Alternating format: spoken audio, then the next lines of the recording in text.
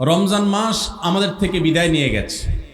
রমজান মাস বিদায়ের সাথে সাথে আমাদের সমাজের বহু মানুষ আছে যাদের ইবাদত বন্দেগীও বিদায় হয়ে গেছে। আমরা অনেকে রমজান মাস শেষ হওয়ার পর মাথার টুপিটা খুলে ভাঁজ করে এমনভাবে রেখে দিয়েছি যেন আবার আগামী বছর রমজান আসলে সেই টুপি খুলে আমরা মাথায় দেব। আমাদের কি শুধু ইবাদত বন্দেগী রমজানেই করা দরকার, না রমজানের পরেও করতে হবে?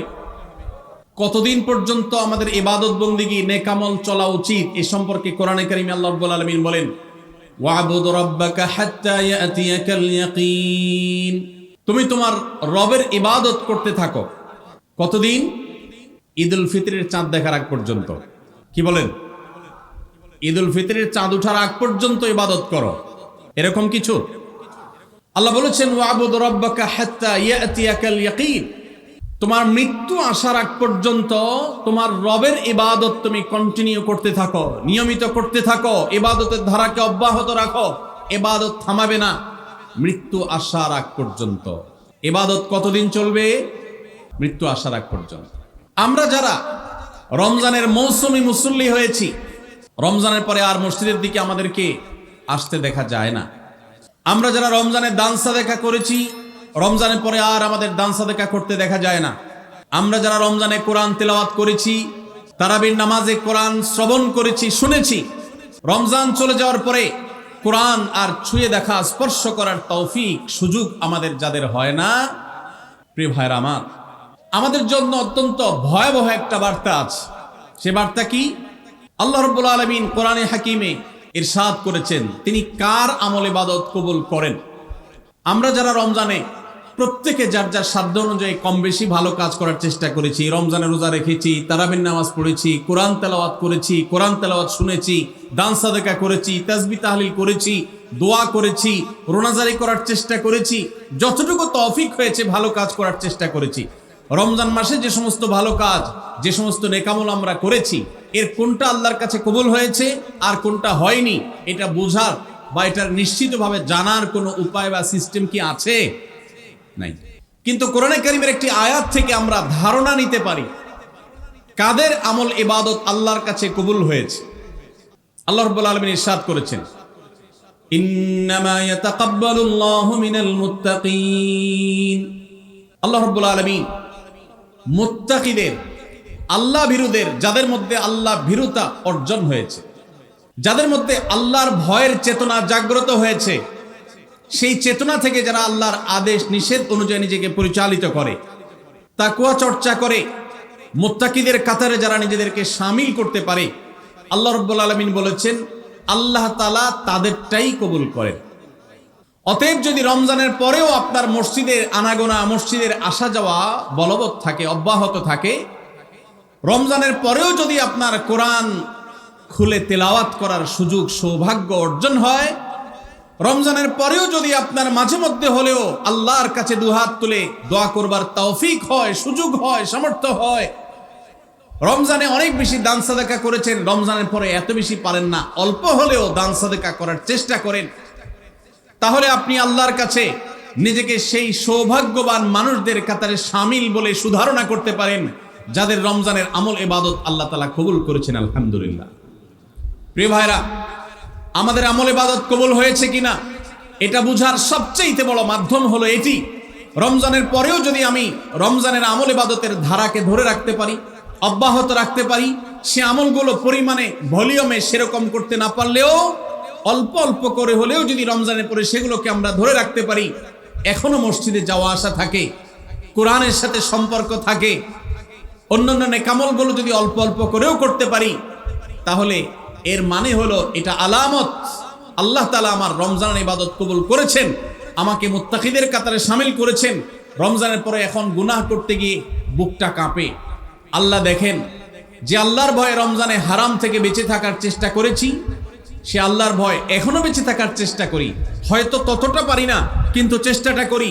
এটুকু যদি করতে পারি তাহলে এটা একটা আলামত, এটা একটা ইন্ডিকেটর যে আল্লাহ তাআলা আমাদের রমজানের আমল ইবাদত কবুল করেছেন। আল্লাহ আমাদের সবাইকে সেরকম সৌভাগ্যবান মানুষের কাতারে শামিল হওয়ার তৌফিক দান করুন। সম্মানিত ভাইরা, নবী করিম সাল্লাল্লাহু আলাইহি সাল্লাম বলেছেন, আহাব্বুল আমালি ইলাল্লাহি আদওয়ামুহা ওয়া ইন কাল। আল্লাহর কাছে সবচেয়ে প্রিয় আমল, আল্লাহর কাছে সবচেয়ে পছন্দনীয় কাজ, সবচেয়ে আল্লাহর ভালোবাসার কাজ বান্দার, সেই কাজ, যেই ভালো কাজ, যেই ইবাদত, যে আমল বান্দা নিয়মিত করে, পরিমাণে সেটা অল্প হলেও হোক, পরিমাণে অল্প কিন্তু করে নিয়মিত, আল্লাহর কাছে আমলটা বেশি প্রিয় সেই আমলের তুলনায় যে আমল একসাথে অনেক করা হয় কিন্তু পরে আর করার কোনো খবর নেই। কেউ রমজানে কোরআনে কারীম 2 খতম দিয়েছেন, মাশাআল্লাহ, কেউ 3 খতম দিয়েছেন, কিন্তু রমজানের পরে কোরআনে কারীম 3 খতম, 2 খতম, 1 খতম দেয়া তো দূরের কথা, পরবর্তী রমজান পর্যন্ত আর কোরআনটা ছুঁয়ে দেখা হয় না, খুলে পড়া হয় না, তেলাওয়াত করা হয় না, 1 পৃষ্ঠা পড়ার সুযোগ হয় না। তাহলে এই 3 খতম 2 খতমের চাইতে রমজানে কেউ যদি 1 খতম কোরআন দেন অথবা তার চাইতে কমও কোরআন তেলাওয়াত করেন, কিন্তু রমজানের পরে সেই কোরআন দিনে হয়তো 2-5 পারা পড়তে পারেন না, কিন্তু 1 পৃষ্ঠা হইলেও পড়েন, 2 পৃষ্ঠা হইলেও পড়েন, তার দৈনন্দিন রুটিনের মধ্যে কোরআন তেলাওয়াত থাকেই থাকে। আল্লাহর কাছে ওই 3 খতম দেওয়া কোরআন তেলাওয়াতকারীর চাইতে মাত্র 10 পারা কোরআন তেলাওয়াত করেছেন যিনি রমজানে, কিন্তু রমজানের পরেও সেটাকে ধরে রেখেছেন, পরিমাণে অল্প হলেও আল্লাহর কাছে এই দ্বিতীয় ব্যক্তি অনেক বেশি শ্রেয় এবং প্রিয়। প্রিয় ভাইরা আমার, রমজানে আপনি অনেক দান দক্ষিণা করলেন, রমজানের পরে আর খবর নাই, আল্লাহর কাছে এটার চাইতে বেশি প্রিয় রমজানে তৌফিক অনুযায়ী দান সাদাকা করেছেন, রমজানের পরেও আপনি দান সাদাকা অল্প অল্প হলেও ধরে রাখার চেষ্টা করেছেন। আল্লাহ আমাদের সবাইকে রমজানে যে সমস্ত নেকামলগুলো আমরা করতে পেরেছি, রমজান শেষ হওয়ার সাথে সাথে সেগুলো বন্ধ না করে বরং সেই আমলের ধারাবাহিকতাকে আল্লাহ আমাদেরকে ধরে রাখার তৌফিক দান করুন। ভাইরা আমার, আমরা কি রমজান মাসকে পুজো করেছি নাকি আল্লাহর ইবাদত করেছি? ইবাদত কি আল্লাহকে করেছেন না রমজান মাসকে করেছেন? আল্লাহকে করেছেন। যদি রমজান মাসকে কেউ ইবাদত করে, রমজান মাসকে যদি কেউ পুজো করে, তাহলে তার এখন আর ইবাদত করার দরকার নাই, কারণ রমজান শেষ হয়ে গেছে।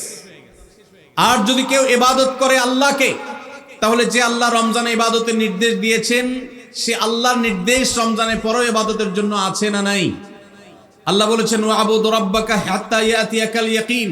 তোমার রবের ইবাদত শুধু রমজানে নয়, রমজান ইবাদতের মৌসুম হিসাবে ইবাদত বেশি হতে পারে, কিন্তু রমজানের ইবাদতের ধারা মৃত্যু আসার আগ পর্যন্ত তোমাকে ধরে রাখতে হবে, তবেই আল্লাহর কাছে সাকসেস হওয়া যাবে, তবেই আল্লাহর কাছে সফল হওয়া যাবে, সার্থক হওয়া যাবে। আমাদের এই জীবন সাধনা, আমাদের তাকওয়ার সাধনা, আমাদের সিয়াম সাধনা, আমাদের রমজানের ইবাদত বন্দেগী আল্লাহর কাছে কবুল হবে। আল্লাহ আমাদের সবাইকে রমজানের আমলগুলোকে রমজানের পরেও পরিমাণে অল্প অল্প হলেও ধরে রাখার তৌফিক দান করুন। সবাই চেষ্টা করবো তো ইনশাআল্লাহ। প্রিয় ভাইরা আমার, রমজানের যদি অন্য কোনো কিছু আপনি রমজান পরবর্তী সময়ে ধরে রাখতে নাও পারেন, আমি 4টি বিষয়ের কথা বলবো যেগুলো রমজানে হয়তো কম বেশি আপনি করেছেন আল্লাহর তৌফিকে। সেই 4টি আমলকে আপনি যদি রমজানের পরেও ধরে রাখতে পারেন, আমি আল্লাহর কাছে বিশ্বাস করি, আল্লাহর কাছে আমার সুধারণা যে আল্লাহ তাআলা আপনার রমজানকে সাকসেস করেছেন, আল্লাহ আপনার রমজানকে কবুল করেছেন, কারণ আপনাকে আল্লাহ আবারও ইবাদতের তৌফিক দিয়েছেন। আর সেই 4টি কাজের প্রথম কাজ হলো, আমরা অনেকেই আলহামদুলিল্লাহ সারা বছর নামাজ নিয়ে অবহেলা কম বেশি করলেও রমজান মাসের সম্মানে, তাকওয়ার মাস হিসাবে, কোরআন নাজিলের মাস হিসাবে, শ্রেষ্ঠ মাস হিসাবে, ইবাদতের মৌসুম হিসাবে রমজানে অনেকেই পুরুষরা 5 ওয়াক্ত নামাজ মসজিদে গিয়ে পড়ার চেষ্টাটা করেছে। মা বোনরা ওয়াক্ত হওয়ার পর দেরি না করে তারা নিজ নিজ অবস্থানে নামাজটা আদায় করার চেষ্টা করেছে। রমজানের পরে এই 5 ওয়াক্ত নামাজ যেটা রমজান মাসে আপনি সঠিকভাবে করেছেন, এই নামাজটা যদি আপনি ধরে রাখেন, 5 ওয়াক্ত নামাজ কি শুধু রমজানের ইবাদত না রমজানের পরেরও ইবাদত? কি বলেন? 5 ওয়াক্ত নামাজ কি শুধু রমজানের ইবাদত? রমজানের পরেও ইবাদত, পালনীয়। অতএব 5 ওয়াক্ত নামাজ যদি আপনি রমজানের পরে ধরে রাখতে পারেন, আপনার জান জীবন যেতে পারে, অনেক লস হয়ে যেতে পারে, কিন্তু ওয়াক্ত চলে যাবে আর আপনি নামাজ পড়বেন না। ইমানদারের দ্বারা এটা কল্পনা করা যায় না, কোনো মুসলমানের জন্য এটা কল্পনা করা যায় না যে তিনি নামাজের ওয়াক্ত চলে যাবেন আর অবলীলায় তিনি অন্য কোনো কাজে ব্যস্ত থাকবেন, অসম্ভব। এর সাথে ইমানের সাংঘর্ষিকতা এই লেভেলের যে ওমর ইবনুল খাত্তাব রাদিয়াল্লাহু তাআলা বলেছেন, লা হাজ্জা ফিল ইসলামি লিমান তারাকাস সালাহ। যে ব্যক্তি ইচ্ছাকৃতভাবে নামাজ ছেড়ে দেয়, নামাজ ত্যাগ করে, অন্য কাজে মগ্ন থাকে, ওয়াক্ত চলে যায়, ইসলামে তার কোনো হিস্সা নাই, কোনো অংশ নাই, কোনো ভাগ নাই, সে নিজেকে মুসলিম দাবি করবার কোনো নৈতিক অধিকার নাই যে নামাজ ইচ্ছাকৃত পড়ে না, ত্যাগ করে। রমজান মাসের 5 ওয়াক্ত নামাজটা যদি আপনি সারা বছর ধরতে পারেন, এটাকে যদি আঁকড়ে ধরতে পারেন এবং ধরে রাখতে পারেন, তাহলে আপনি একটি আমলে সাকসেস। নাম্বার 2, রমজান মাসে আমরা অনেকেই আল্লাহর দেয়া তৌফিকে গুনাহ এবং পাপাচারের কাছ থেকে বেঁচে থাকার চেষ্টা করেছি।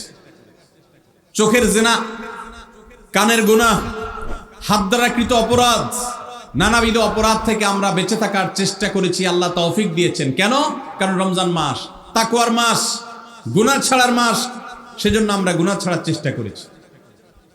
এই যে রমজান মাসে আমরা পাপাচারের কাজ বর্জন করে থাকার চেষ্টা করেছি, রমজানের পরেও যদি এই চেষ্টাটাকে অব্যাহত রাখতে পারি, এটাকে যদি আমরা ধরে রাখতে পারি, ইনশাআল্লাহ আমার রমজান সাধনা সার্থক হয়েছে, আমার রমজান ইবাদত কবুল হয়েছে আল্লাহর কাছে। এটা বুঝার সবচেয়ে বড় আলামত হলো রমজানের পরেও আপনি আমল ইবাদতের পাশাপাশি গুনাহগুলো থেকে বেঁচে থাকার চেষ্টা করছেন।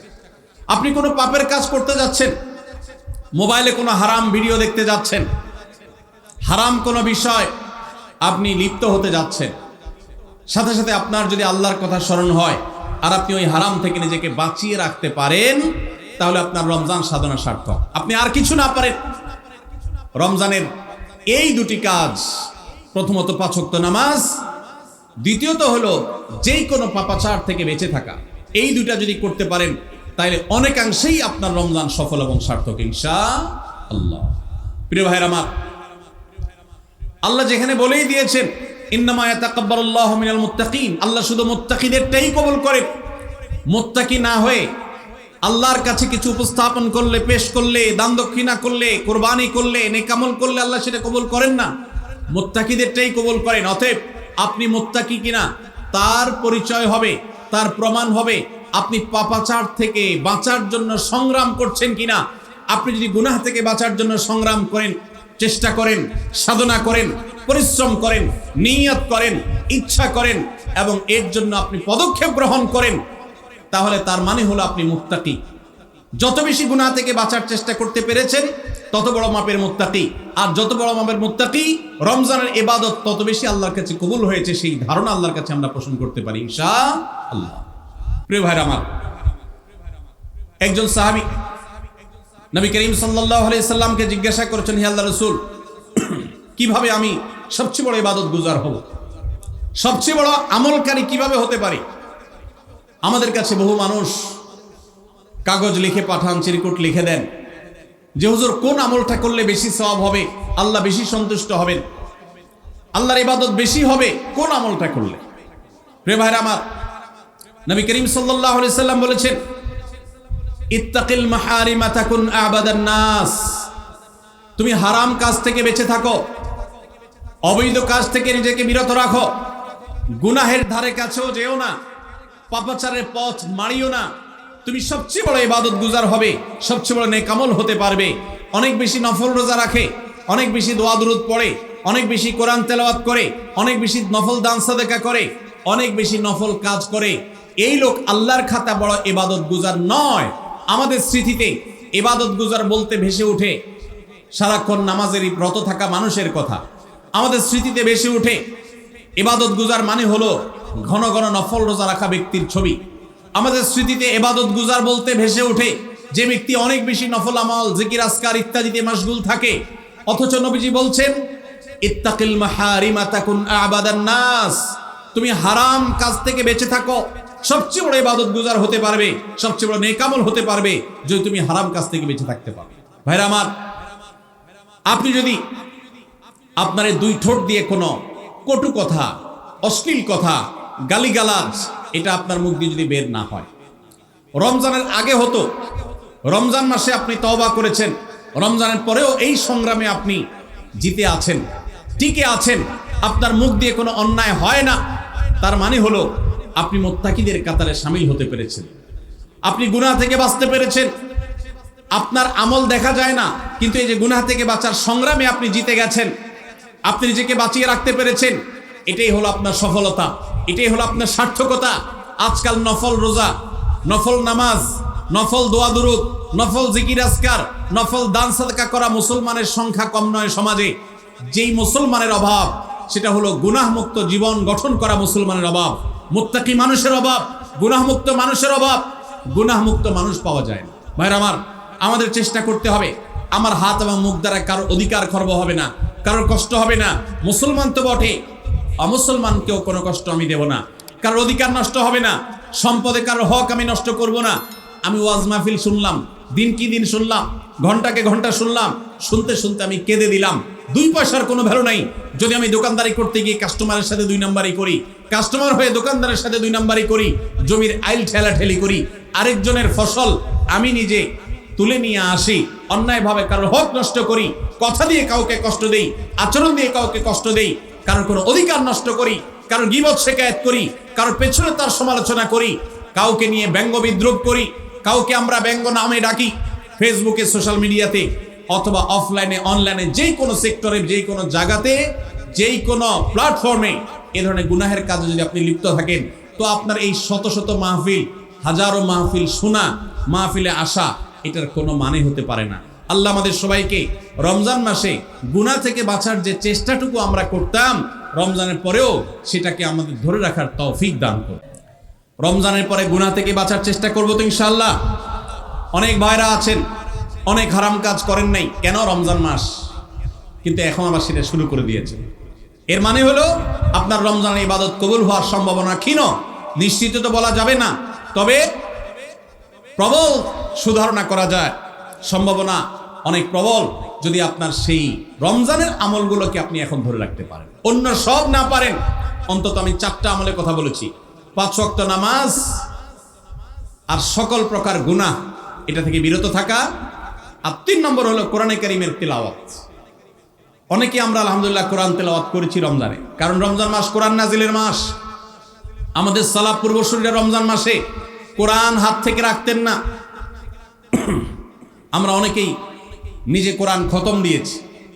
যারা খতম দিতে পারেন না, একটু হলো তেলাওয়াত করেছেন, তারাবিতে হাফেজ সাহেবের কাছ থেকে তেলাওয়াত শুনেছেন, কোনো না কোনো ভাবে কোরআনের সান্নিধ্যে এসেছেন। দুর্ভাগ্যজনক বাস্তবতা, রমজান চলে যাওয়ার সাথে সাথে আমাদের কোরআনের সাথে সম্পর্ক শেষ হয়ে গেছে। ঠিক না ঠিক? বহু মানুষ আছে কোরআন স্পর্শ করে না। দিনের ভিতরে 2-4 ঘন্টা, 5 ঘন্টা, 6 ঘন্টা সময় পর্যন্ত অনেকে সোশ্যাল মিডিয়াতে ডুবে থাকেন, মোবাইলে ডুবে থাকেন। সারাদিন কোরআনকে স্পর্শ করার জন্য 5টা মিনিট সময় বের হয় না, ঘন্টাকে ঘন্টা কোরআনের পরিবর্তে মোবাইল ফোনকে স্পর্শ করার সময় আমাদের হয়।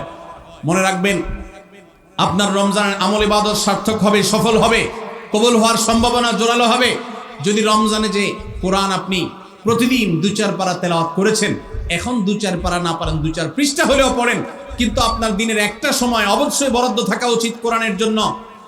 আজ মুসলিম জাতির যে দুরবস্থা আমরা দেখতে পাচ্ছি, পৃথিবীর পূর্ব থেকে পশ্চিম, উত্তর থেকে দক্ষিণ, চতুর্পাশে আমরা যে হাহাকার দেখতে পাচ্ছি, লাঞ্ছনা দেখতে পাচ্ছি, অপমান দেখতে পাচ্ছি, পরাজয়ের গ্লানি দেখতে পাচ্ছি, মুসলমানদের দুরবস্থার অন্যতম প্রধান কারণ হলো আজ মুসলমান কোরআন থেকে দূরে সরে গেছে। নবী করিম সাল্লাল্লাহু আলাইহি সাল্লাম বলেছেন, ইন্নাল্লাহা ইয়ারফাউ বিহাদাল কিতাবি আকওয়ামা ওয়া ইয়াদাউ বিহি আখারিন। আল্লাহ রাব্বুল আলামিন এই কোরআনের মাধ্যমে বহু জাতির মর্যাদাকে আকাশে তুলবেন। আবার এই কোরআনের প্রতি অবহেলার কারণে, অবজ্ঞার কারণে, কোরআনকে ছেড়ে দেওয়ার কারণে, কোরআন থেকে দূরে থাকার কারণে, কোরআনকে পরিহার করবার কারণে বহু জাতিকে আল্লাহ তাআলা অপমানিত করবেন, অপদস্থ করবেন, তাদেরকে আকাশ থেকে পাতালে নামিয়ে ছাড়বেন। সেই দুর্ভাগ্যজনক বাস্তবতা আজ আমরা প্রত্যক্ষ করছি। মুসলমানের ঘরে কোরআন পড়ার কোনো অভ্যাস নেই, কোরআনের চর্চা নেই, কোরআনের আলোচনা নেই, কোরআনের আলোকে জীবন গড়বার কোনো পরিকল্পনা আমাদের মধ্যে নেই। এই জন্য ভাইরা, রমজান মাসে যে কোরআনের সান্নিধ্যে আমরা ছিলাম, রমজানের পরে অল্প অল্প করে হোক প্রতিদিন আপনি কোরআন তেলাওয়ার চেষ্টা করেন। 1 পৃষ্ঠা 2 পৃষ্ঠা হলে তেলাওয়াত করার চেষ্টা করেন, অর্থ সহ বুঝে পড়ার চেষ্টা করেন।